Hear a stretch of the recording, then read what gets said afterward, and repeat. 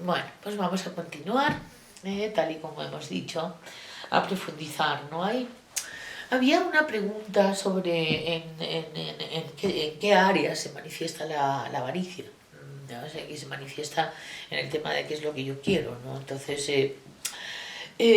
bueno, pues ahí entran subtipos, ¿no? En algunas personas, 5, se tienen problemas económicos, problemas con los recursos físicos, materiales, es decir, hay un tema de avaricia y hay un tema de mezquindad que se juntan y hacen un cóctel molotov que puede interferir en las relaciones, puede interferir en la relación con el dinero, puede interferir en la relación espiritual que tiene uno en la vida debido a ello, etcétera, ¿no?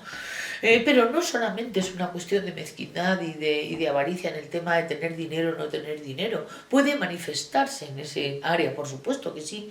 Pero he conocido personas de esta tipología que no tenían absolutamente ningún afán con el tema del dinero, que tenían la avaricia puesta en otro tema completamente distinta, como puede ser el hecho de pedirle a alguien algo, o sea, es decir, una excelencia y tal en la relación, y no tener nunca suficiente con respecto a lo que el otro haga, diga, sienta, y procure, enriquezca y riegue la relación. Y puede tener la avaricia puesta en las demandas que hace con respecto a cómo las demás personas tengan o puedan comportarse. Luego también puede existir una avaricia de conocimiento, ¿cómo no? Por supuesto que sí. Una avaricia en la que yo no tengo suficiente conocimiento todavía para presentar el mío, no tengo todavía suficiente rigurosidad, no he leído suficiente sobre lo que se ha dicho sobre mi tema. Es decir, yo recuerdo una persona que decía, si quieres sentirte alguna vez preparado, nunca lo harás. Y entonces pues eso sería muy interesante que los 5 pudieran aplicarse, porque realmente a partir de un momento dado solo queda practicarlo, es decir, llevarlo al escenario, pero al escenario práctico de la vida, ahí donde suceden las cosas y los demás se enteran. Es decir, y ahí es donde puede el campo avaricioso hacer como que uno no se sienta nunca preparado.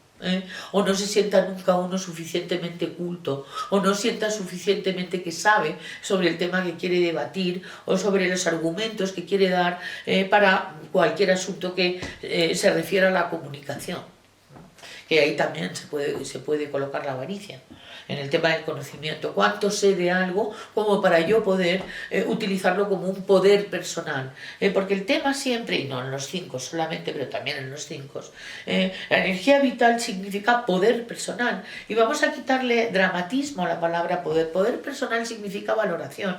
Y justamente es lo que procura y alimenta las pasiones. Es decir, si decimos, ¿cuál es su alimento? Pues su alimento es creer que nunca se tiene demasiado de lo que se necesita para poder salir del cascarón, para poder salir de su refugio mental, de su refugio tal y como sea el subtipo, y en función de su necesidad. El mecanismo de defensa, también hay otro mecanismo de defensa muy interesante, que es la disociación, que es la capacidad de no sentir nada y no quedarse afectado ante una movida extrema que ocurra a su alrededor. Lo cual puede ser también un talento y tal, porque muchas veces lo que se necesita no es una reacción emocional o instintiva, sino una reflexión, ¿no? Pero sin embargo, luego se puede utilizar esta capacidad para no comprometerse en las relaciones, en una continuidad, en una constancia, no a los 7 y tal con el tema del compromiso, sino al tema de cuánto, y esto lo vamos a ver ahora en los apuntes que he tomado, de ideas que he ido teniendo, me va a demandar esto que a mí me merezca la pena. Este tipo de esta manera de disociarse y esta capacidad que tienen natural de disociarse les va a hacer grandes en muchas profesiones que se necesita la disociación, como por ejemplo ser un buen cirujano, ser un buen científico, alguien que observa y no interfiere, y muchos de los talentos que se requieren para ser una persona objetiva. Lo que pasa es que, bueno, ya hemos hablado de que la objetividad sin experiencia pues pasa de ser nada más que una experiencia a un concepto.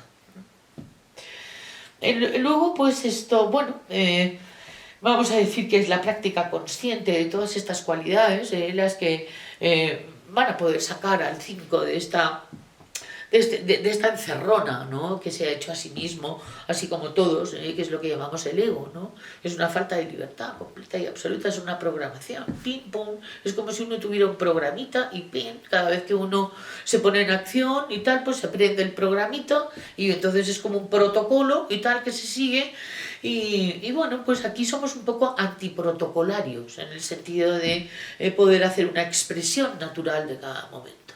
Y vamos a continuar con esta disección. Nos vemos mañana.